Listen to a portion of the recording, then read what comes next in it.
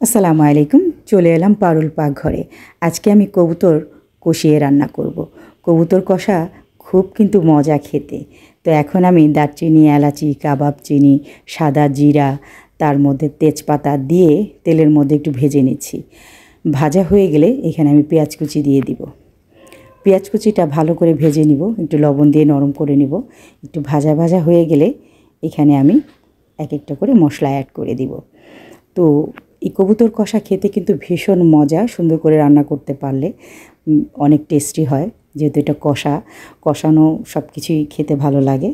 তো আমি একটু ঝাল ঝাল করে খুব মজা করে কবুতরটা রান্না করে নিব এখন। তো দিয়ে দিলাম একটু টক দই 1.5 চামচ। তারপর এখানে আদা রসুনের পেস্ট দিয়ে দিচ্ছি। তারপর দিয়ে দিব এখানে মরিচ, হলুদ, ধনিয়া, তারপর মশলা দিয়ে দিব আমি গরম মশলার গুঁড়া। কয়েক রকম মশলা একসাথে করে আমি গুঁড়ো করে রেখেছিলাম, সেই গুঁড়োটাই 1 চামচ দিয়ে দিব।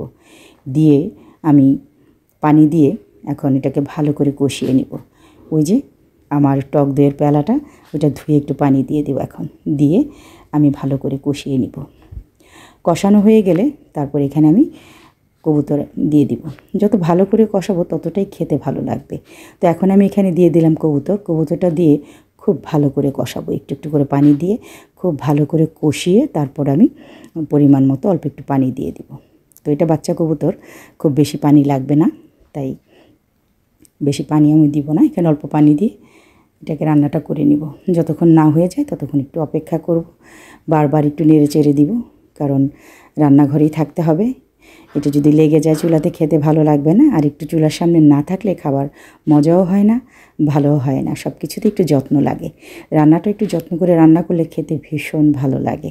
তো এখন আমি কবুতরটা প্রায় হয়ে গেছে, এখন এখানে দিয়ে দিচ্ছি জিরার গুঁড়া, তারপর দিয়ে দিব এখানে আমি গোলমরিচের গুঁড়া। ব্যাস, আর কিচ্ছু লাগবে না। তো এখন আমি অপেক্ষা করব শুধু এখানে যখন তেলটা ছেড়ে দিবে। যতক্ষণটা তেলটা ছেড়ে দেয় ততক্ষণ আমাকে একটু অপেক্ষা করতেই হবে। তো আরেকটু পাখির ঘরে থাকতে হবে আমাকে এখানে গরমের মধ্যে। তো প্রায় হয়ে গেছে আলহামদুলিল্লাহ। এখন তেল ঝোল সেপারেট হয়ে গেছে। যদি ভালো লাগে এইভাবে রান্নাটি আপনারা করে নেবেন। লাইক কমেন্ট করে আমার পাশে থাকবেন। সবাই খুব খুব ভালো থাকবেন। নামাজ পড়বেন, নামাজ বেহেশতের চাবি।